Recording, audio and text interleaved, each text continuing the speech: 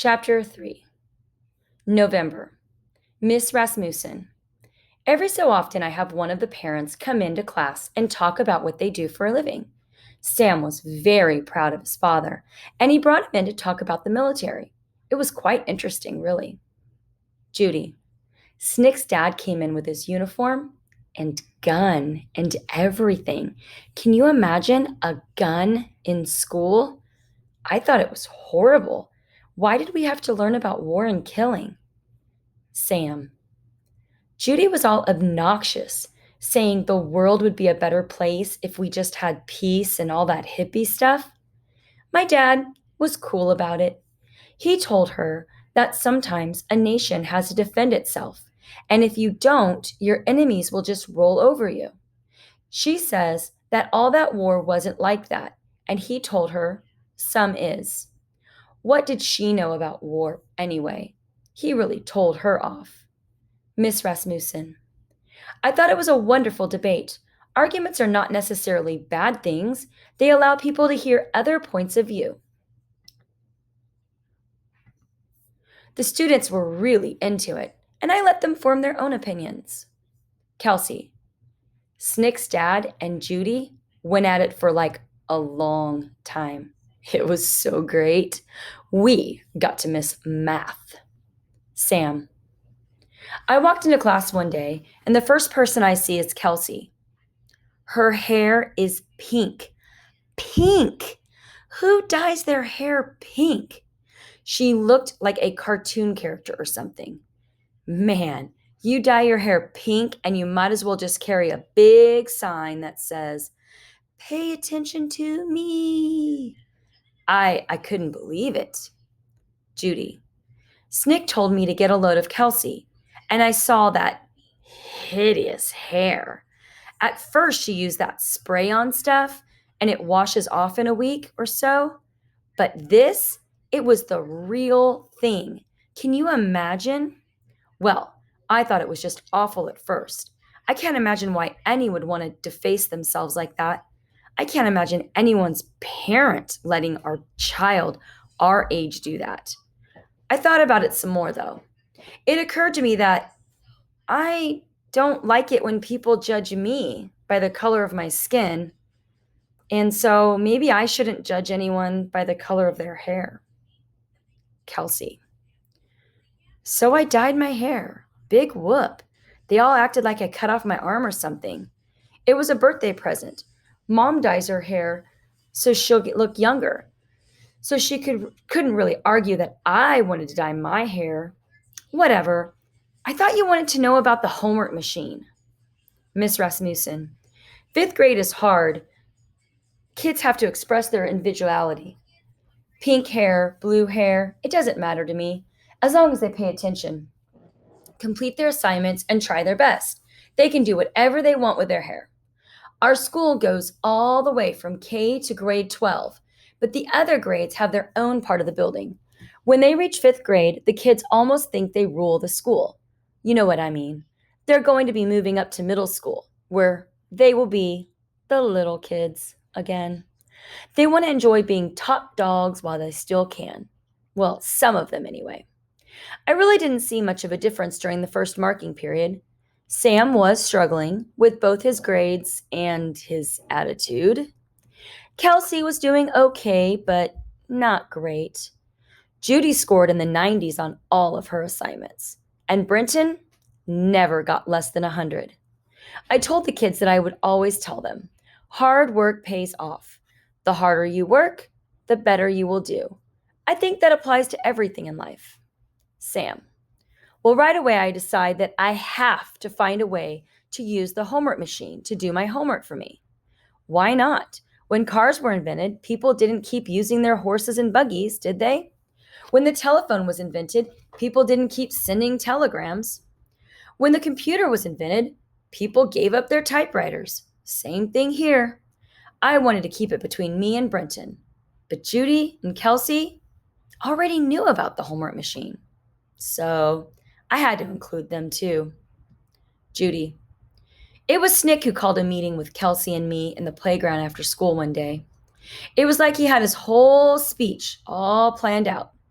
He said there were only 4 people in the whole world who knew about the homework machine: the 3 of us and Brenton, of course. He said we should keep it that way. I asked him what he had in mind. That was when he said we should all use the homework machine to do our homework. Well, I didn't like that idea at all. I mean, I get A's. I've made the honor roll every year. I didn't need any machine to do my homework for me. I don't need any help. Snick said to me, "Sure, you get A's, but you have to work so hard to get them. Wouldn't you like to take it easy a little? Wouldn't you like to have more time to do other things besides homework? For all your work, you're still only the second smartest kid in class. Brenton is the smartest, and he doesn't have to do any homework at all. He's got a machine that does it for him. Is that fair to you?" Snick may not be the smartest kid in the world, but he's a good talker. He got me thinking. Maybe Brenton got better grades than me because he had a machine doing his homework for him. That's not exactly fair. I mean, the playing field wasn't level. After thinking it over for a long time, I said, "Okay, let's talk to Brenton and see if he'll let us use the homework machine." "Kelsey." I said, "Sure, whatever, include me in. There's nothing good on TV after school anyway." "Sam." "So I figure Brenton's not going to just let us use his machine for free. What would be in it for him? We would have to pay him or give him something. I mean, that's only fair, right?" But I didn't have any money. So I think, what does a kid need more than anything else? What does he not have? And the answer is obvious. He doesn't have friends. Maybe he'd let us use the homework machine if we became his friends. Brenton. When Snick came up to me during recess and said he wanted to talk about the homework machine, I had a bad feeling in the pit of my stomach. I thought he was going to blackmail me. I thought he was going to tell me that unless I let him use the homework machine, he was going to tell Miss Rasmussen about it and get me in trouble. But he didn't say that at all. Instead, he said that if I let him use the homework machine to do his homework, he would be my friend? As if that's the one thing in the world I'd really wanted, was for Sam Dawkins to be my friend? Sam. Well, Brenton just laughs in my face. He says, "I don't need friends." He says, "You don't have to be my friend. If you want to just use the homework machine, that's fine. Just come over anytime and use it." He didn't ask for anything in return. I didn't get it. I mean, he could have gotten just about anything out of me.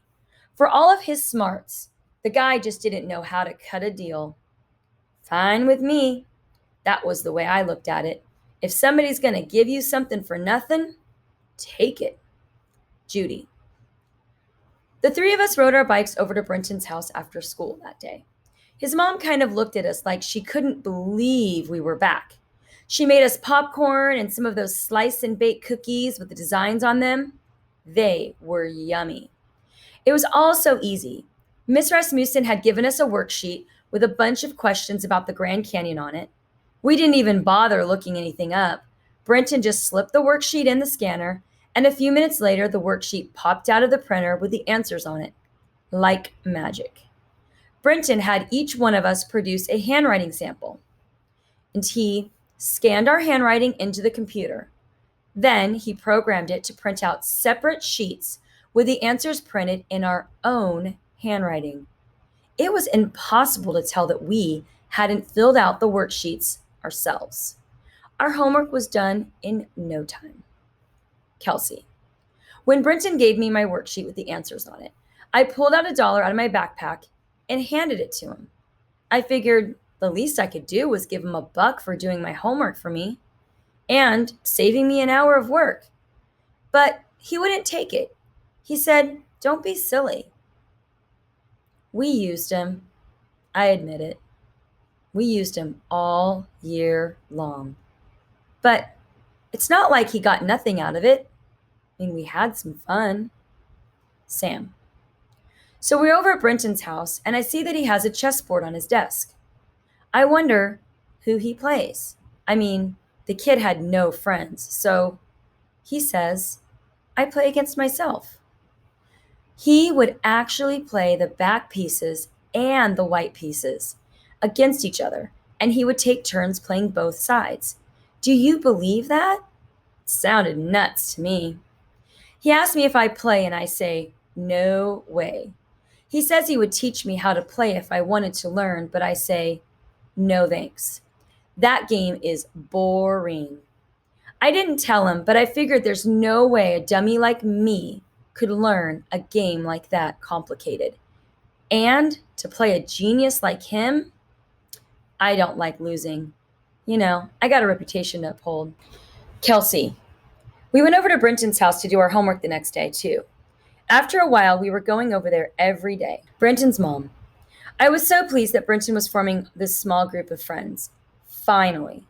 The kids always kept the door closed. I assumed they were doing their homework together and they needed to concentrate.